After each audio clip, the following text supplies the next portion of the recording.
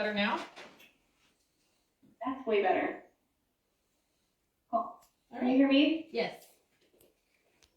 All right. Well, thanks for getting us on the agenda so last minute. Let me share my screen real quick.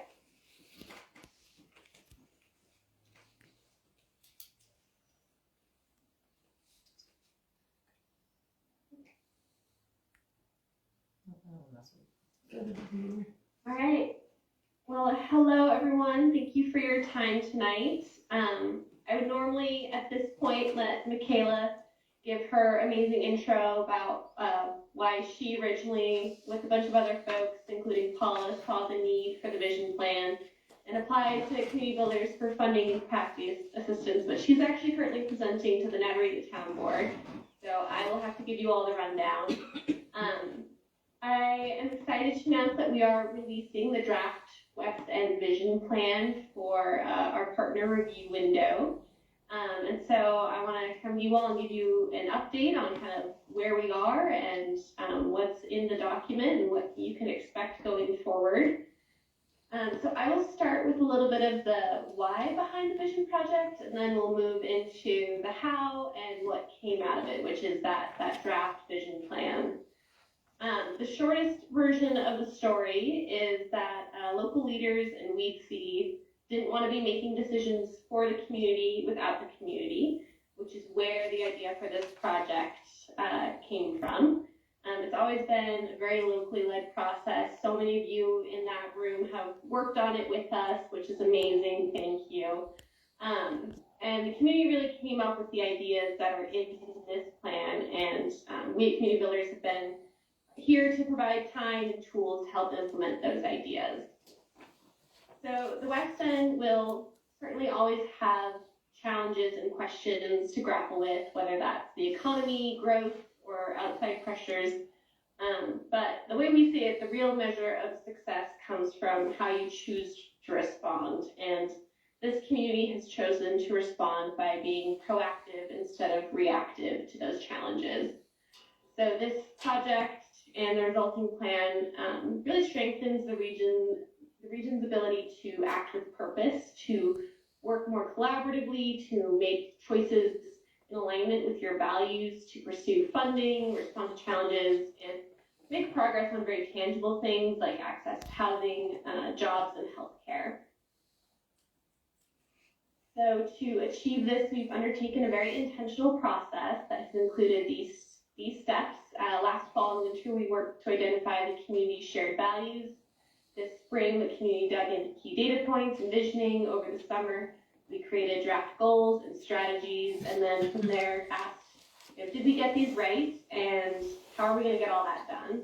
And the answer to that question came through action planning this fall.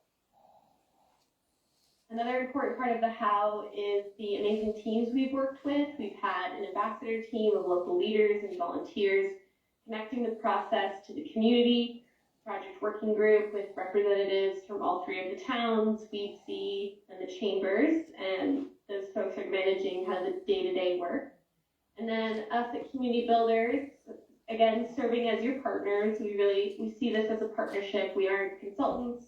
We don't come in here to tell you how to do things. We work shoulder to shoulder to really try and find good solutions for the challenges that the West End is facing. And then the last shout out here is 5 newer groups to the process that have helped us move from vision to action. These action groups were created to focus on what the community identified as the 5 priority topic areas. And they brought together local residents, leaders, and stakeholders to really dig into the questions around trade-offs, resources, and roles and responsibilities. And many folks from your board have been on these groups too, so it's really been a good team effort. All right, and then the real key to the how for this process has been community. Engagement has really been central to every single phase. We've engaged over 700 residents since last September over the course of 120 meetings and with the help of more than 50 local volunteers. We've had really kind of small, intimate group conversations, large community workshops, everything in between. And as we've mentioned before, we've been able to connect with a really wide variety of folks, including young people, seniors, small business owners, families, and key local industry people from the mining and the ag sectors. And just really grateful for everyone who's participated so far. This slide has some demographics from the values phase. We've tracked demographics phase over phase. So this one's fairly representative of who's been involved. We have a lot of really good photos too, more than can fit on as many slides as you would like to see, but just wanted to share a few of those. So that's the why and the how. Now I want to talk about kind of this new piece, what's come out of all that work, which is the draft vision plan. The vision plan is organized into 5 main sections. The first 4 make up the plan itself, and the 5th, the action plan, is a companion spreadsheet that's more easily editable and helps track next steps. So these sections include background and process, that's kind of the how and the why that the communities came together, guidance on how to use the plan, and a summary of the engagement. Values and vision, which includes the 5 shared community values and the 8 long-term goals that define what kind of future the West End wants to see. The strategies, which are really the core of the plan, they're organized by those 8 goals, and it turns them into direction and practical ideas for action. And then implementation, which includes tools, partners, funding sources, and ways to measure progress and keep the plan more relevant. And then last, the action plan, like I mentioned, which is really more of like a working tool to track things like timing, partners, and progress. So before I dive into each of these, I just wanted to kind of show how all those pieces connect. The values are the first step, they're the roof of the whole operation. Then you have the vision, which is what success looks like, and the outcome of which is a set of 8 goals. Then the strategies, which lay out how to achieve those goals, and finally the actions, which are the concrete steps to make it all happen. So the values phase was one of the longest and really the most important parts of the process. More than 600 people collaborated on these values. We worked really hard to make sure they were right. They went through a lot of rounds of review. And we really see them as like part of the plan. They reflect what people care about most in the West End and what makes it unique. And what we really see as the function of these values is as issues become complex or divisive, shared values can really offer kind of that steady point of agreement for working through trade-offs.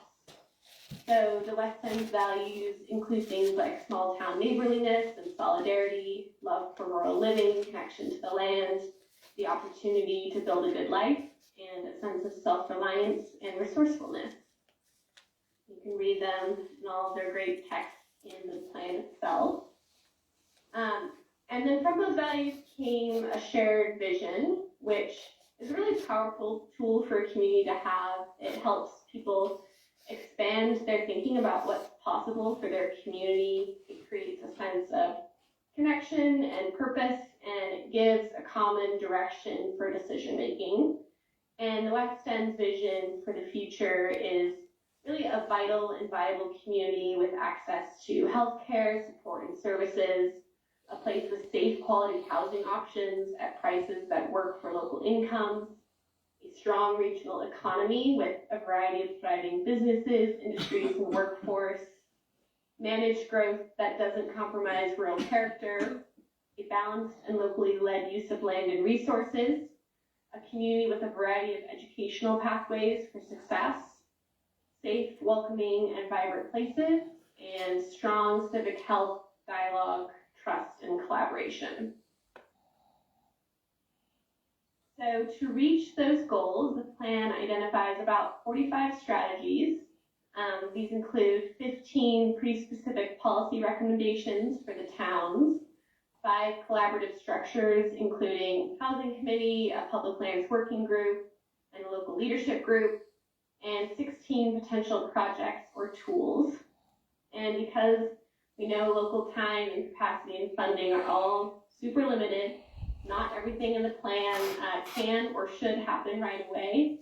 There's a number of filters about kind of what's a community priority to help focus your initial efforts. And I'll hit these in a little bit more detail, but it's quick wins, those smaller near-term steps, big moves, the larger, longer-term efforts, and the 5 community priority areas that folks kind of narrowed down and voted on a couple of different times, and you can see those here.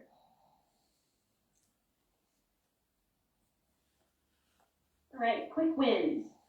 Quick wins are about getting traction early, building momentum. They're achievable actions that show visible progress and strengthen collaboration. So those wins are create a team of town and county leaders to meet regularly and stay aligned across jurisdictions. To formalize via an IGA how towns and counties coordinate on development approvals, which will help ensure more consistent, locally guided decisions. Compiling local healthcare, housing, youth, and senior resources into one easy-to-access directory. Centralizing small business resources so local entrepreneurs know what's available. And growing WEETSI's apprenticeship program to connect youth and local employers to more career paths. These are all fairly low-cost, high-impact actions that can get started pretty much right away. And then the big moves are the larger transformative efforts that will take more investment